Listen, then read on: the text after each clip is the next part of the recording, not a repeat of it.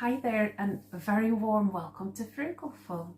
My name's Lara and this is a frugal living and budgeting channel. So today we're having a chat about Joyfully Frugal June, is that right? I think that's the wee nickname I made up for it, and how that went. I cannot believe we're halfway through the year. It has been such a fast year. It's just incredible. So are you doing a no spend year or a low spend year or month or week? Are you looking at frugality and budgeting and considering incorporating these things into your life? Or are you a long-term frugal person or someone who's been doing budgeting for a while and enjoying that journey? Please let us know in the comments, introduce yourself. We'd love to hear from you. We'd love to hear how it's all going and how your June has been.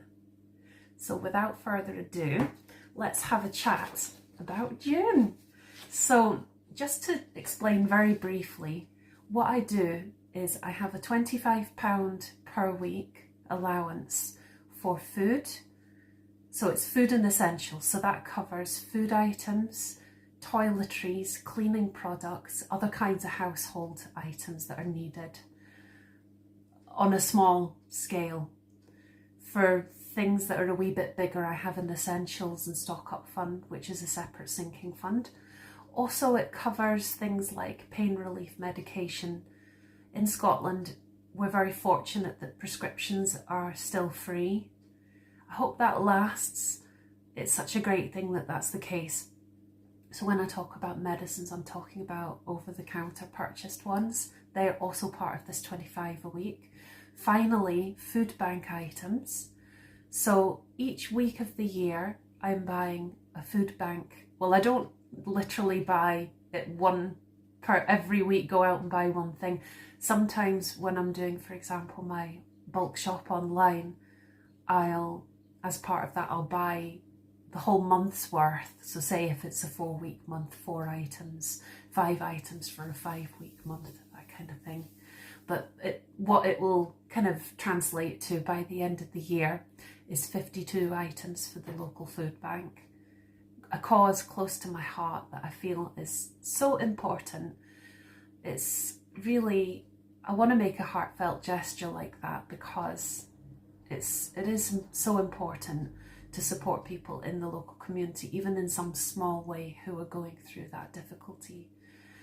It's terrible in the 21st century that the situation's like that at all. It's very frustrating, but if I can do one small gesture like that, it's something. I want to be able to still give in some way, even on a very tight budget. So in June, that meant there were 4 £25 weeks. So I had a total of £100 for the month for that. So I have a lovely kitty cat. Her name is Bella. I don't include her things within this budget. I have separate money aside for her each month, and in her ongoing sinking fund for vets. So I tell you what I will do, since I started mentioning sinking funds, I'll tell you what I think it's 10 sinking funds are before going into the numbers for this month. I find I know it's a lot of different sinking funds and that approach doesn't work for everyone, each to their own. But for me, having the 10 very distinct separate categories for sinking funds, I find so helpful because then I'm clear on what's there month to month. I know what my allowance for the month is. And then I know for certain ones like the vets, they don't really get touched until they're needed. So some it's annually, or it might just be on a few occasions through the year. But I can see what's available for what's needed, if that makes sense. Rather than if I had one general kind of like budget buffer or something to dip into that just covered everything, I would very easily lose track of what there was in relation to what it's needed for, and I could accidentally overspend on certain categories and then kind of leave myself short for other things. So it just helps me feel a lot more organised doing it this way. So the first sinking fund is social. Now this used to be £10 a month. For June, I decided to try upping it to £25 a month, because this is a category that I always struggle to stay within. I'll let you know later in this video how that went. Secondly, the day trips fund, which is £15 a month. Research and studies, I think it's £5 now. It's down to £5 a month. The allotment is £10 a month. The birthdays, Christmas and gifts in general is 15 a month. Essentials and stock up fund is also 15 a month. The swimming fund is £12.50 a month.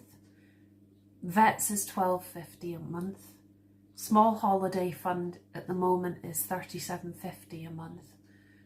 I would like to increase that in the future, but not possible at the moment.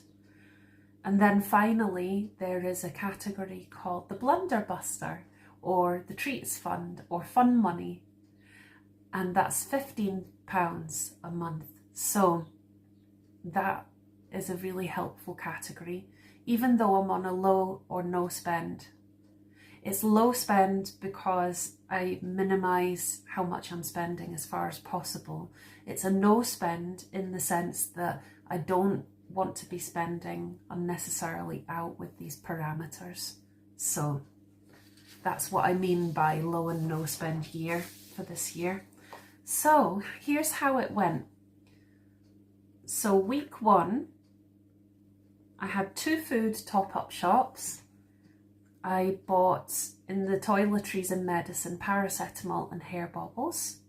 Household and cleaning, £1 on tin foil, which was to use as a Bella repellent for the headboard. But there's still loads left over, so it's good. Came to £24.63 for the whole month. Not the whole month, oh my god. For the whole week, week 1. So I was 37p under budget. That carried forward for the rest of the month. And then week 2, I bought in toiletries a £2 hair mask and body spray. £2.43. Oh, hang on. I've accidentally put the shampoo, shower gel and roll-on deodorant in household cleaning. So that should be over with toiletries. So toiletries were £4.43 for week 2. Also, I spent £1.48 on the food bank items. And I did 4 top-up shops, local top-up shops, that came to a total of £57.38. Normally I do 1 online bulk shop per month at the moment. This year it's been going well, but what I did is this month I decided not to do that and focus more on the absolute essentials, because Bella has, usually I'll get all her tins online because they're so heavy and it would be a nightmare otherwise, as I don't drive. But this month I had a surplus of tins. I knew that there would be more than enough to cover her for the month. So I decided to just do small top-up shops instead to keep costs a bit lower. So week 2 was £63.29. Now that is way over £25, of course, but what I did is I stocked up through the top-up shops on most of what I would need for the whole month, and I did a menu plan using up things that I've got to see me through, so that it would help keep the costs for the rest of the month low, to help me stay within my budget. So carry forward balance into weeks 3 and 4 is minus £37.92. So week 3 I had 0 available and I spent 0. What I did is I received a lovely surprise that I had a £1 coupon from Lidl, and it was, the rule was spend £1, get £1 off.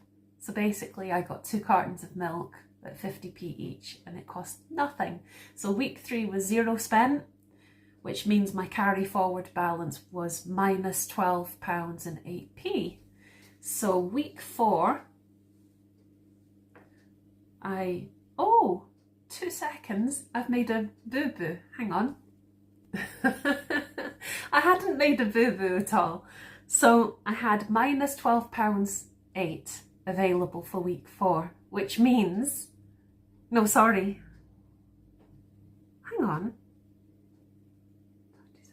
No, I know what it is.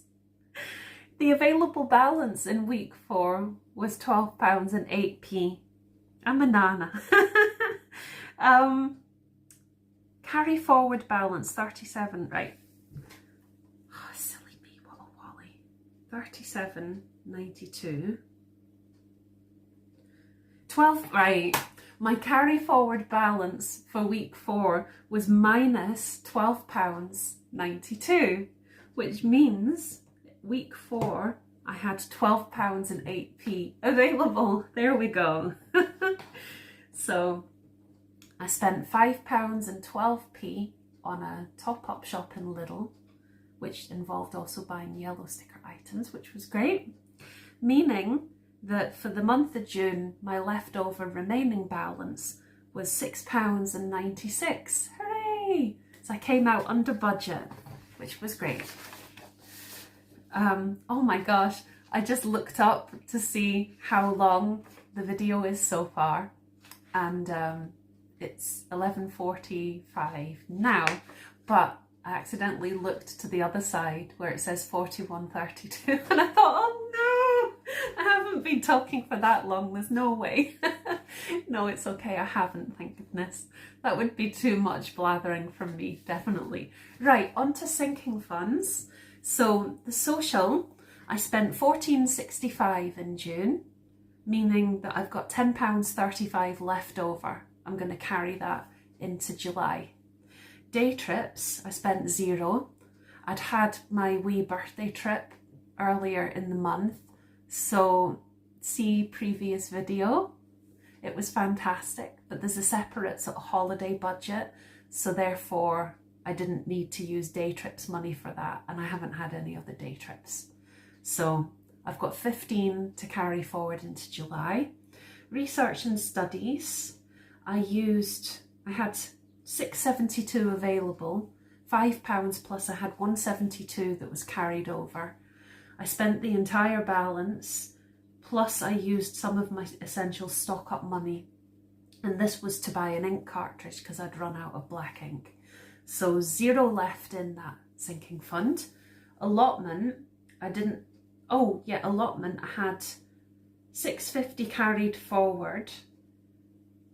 I also had £10, of the actual sinking funds. I had a balance of £16.50 available.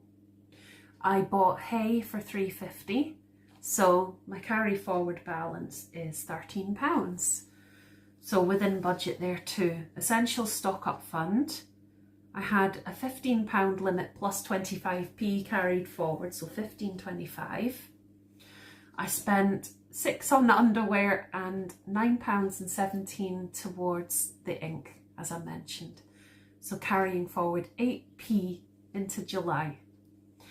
And then I had a £15 treats fund for June, just the usual amount.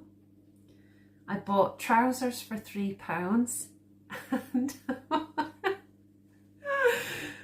oh dear. If you saw my other video, you know that I have a soft spot for monsters and love Nessie, and because I went to Inverness, I totally embraced my love of Nessie and I went a little bit daft, a wee bit bonkers. Bought another Nessie. So nothing left for July to carry in for the treats fund, but I stayed within my budget. Let's see, Christmas, birthdays, gifts, I had £15 and I also had £3.20 that I'd carried over, so £18.20.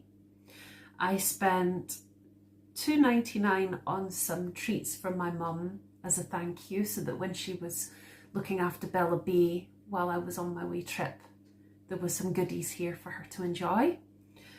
£8 on a gift, £3.10 on a parcel. So I have £7.10 I'm carrying over into July. And then I carried on just with my ongoing for the small holiday fund, the vets fund, the swims fund. I didn't need to use any of those balances, but I just carried those things over, ticking over. So the long and the short of it is, it was a really great month for me budgeting wise. I stayed within budget for everything. I came out under budget for some things, which means that I can carry those funds over. The £6.96 from the food, it just goes towards my goals, which are very slow in progress, but I'll get there eventually.